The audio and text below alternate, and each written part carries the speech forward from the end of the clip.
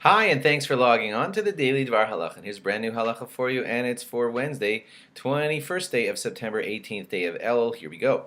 More Yom Kippur laws. If you're a man and you're putting on a talis for Kol Nidre, it is appropriate to get your talis on with its bracha before the sun goes down, because you can only make a bracha on tzitzis or talis when it's daytime.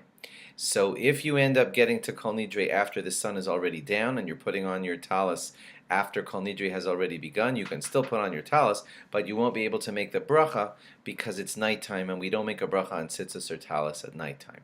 So do try to get there early, put on your talis before the sun goes down, and make a bracha on it. The general laws of Yom Kippur, generally they're just like Shabbos.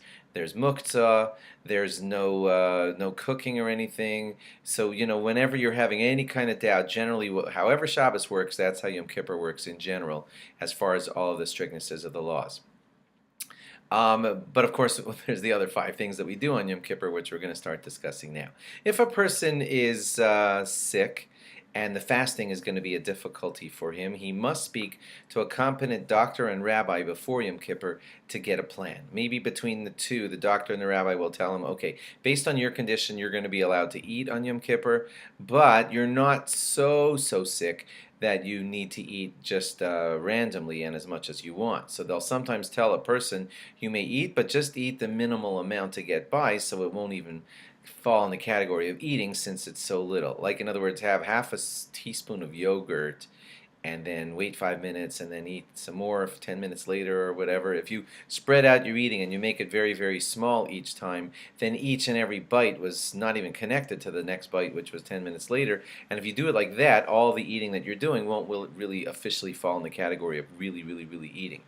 We're only saying it for people who aren't well. If you're feeling well, then none of this applies to you. You just can't eat a morsel the whole Yom Kippur. But a person who's ill and needs to have some food in him, speak to your rabbi and your doctor, and they'll help you set up a setup so that you can eat a little at limited amounts and at separate times.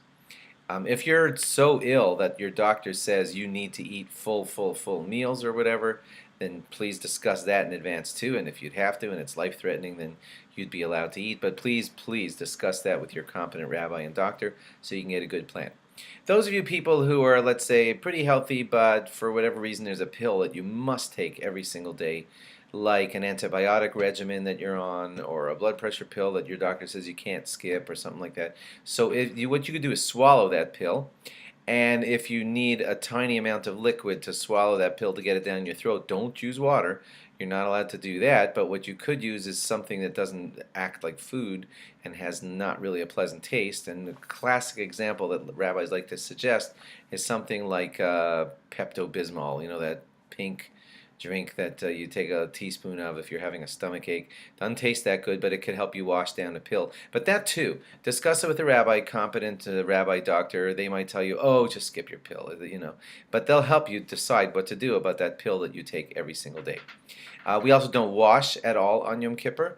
If you come out of the bathroom and you're soiled on a certain spot, you're allowed to just wash that off lightly, but generally we don't wash ourselves at all. The regular washing that we do coming like when we wake up in the morning or whatever, so that you do on your fingers only, just till the ends of your fingers and not your hands part. Kohanim who go up to the duchan, to the platform, to say Birkat Kohanim for the whole shul. So Kohanim doing that, or maybe you're used to calling it duchaning, but those Kohanim who go up to the front of the shul to say the blessing for everybody, they wash their entire hand. That's the rule for them. Any men who are a little Hasidic and like to go to the mikveh on certain times, like Shabbos or Yontif, there's no mikveh on Yom Kippur, no mikveh whatsoever on Yom Kippur because there's no washing at all. If a person is told by his doctor because of some kind of skin condition or whatever that he must wash that spot every single day, including Yom Kippur, again, talk to your rabbi and doctor, figure it out, and there probably will be allowance for it if you know exactly what you're doing, and if they say it's serious enough that you can't skip that day's washing. But otherwise, don't make that up on your own. Please talk to a competent rabbi and doctor so you have a good plan about that too. Thanks for logging on, and log on again tomorrow for more. Bye-bye.